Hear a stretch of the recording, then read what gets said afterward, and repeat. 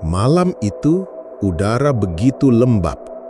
Jam menunjukkan hampir pukul 1 dini hari ketika Dani baru saja meninggalkan rumah seorang temannya. Karena ingin cepat sampai rumah, ia memutuskan melewati jalan tol. Semua orang tahu, jalan tol memang jalur tercepat. Tapi ada satu hal yang sering diperingatkan orang-orang. Jangan pernah lewat jalan tol sendirian di tengah malam. Dani menyalakan mobilnya, masuk gerbang tol dan perlahan melaju. Awalnya tidak ada yang aneh, tapi semakin jauh ia masuk, semakin sunyi suasananya. Jalan yang biasanya ramai terasa benar-benar kosong malam itu. Tidak ada satupun mobil lain, hanya cahaya lampu jalan yang redup, beberapa di antaranya bahkan berkedip seperti mau mati. Di radio mobilnya, lagu yang diputar tiba-tiba tersendat, suaranya bergema aneh. Dani mencoba mengganti frekuensi, tapi hanya terdengar suara berdesis seperti bisikan. Merasa tak nyaman, ia mematikan radio. Kini hanya ada suara mesin mobil dan hembusan angin yang menembus celah jendela.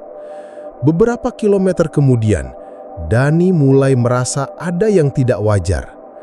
Dari kaca spion, ia melihat bayangan samar berdiri di pinggir jalan.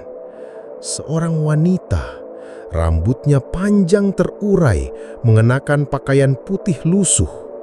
Wajahnya tidak terlihat jelas, tapi Dani bisa merasakan tatapannya yang tajam, seakan mengikuti mobilnya.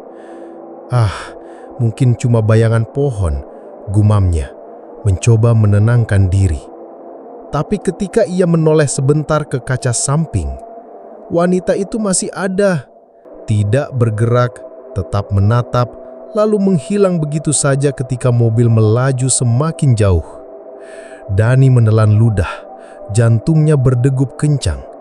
Beberapa menit kemudian, ia melewati sebuah rest area kecil. Normalnya, rest area punya penerangan cukup terang, tapi malam itu gelap, sepi, dan terbengkalai. Anehnya, ada beberapa mobil tua terparkir di sana. Dani melirik sambil memperlambat laju mobil. Sekilas, ia melihat bayangan orang duduk di dalam mobil-mobil itu, tapi wajah mereka hitam pekat, seperti tanpa raut.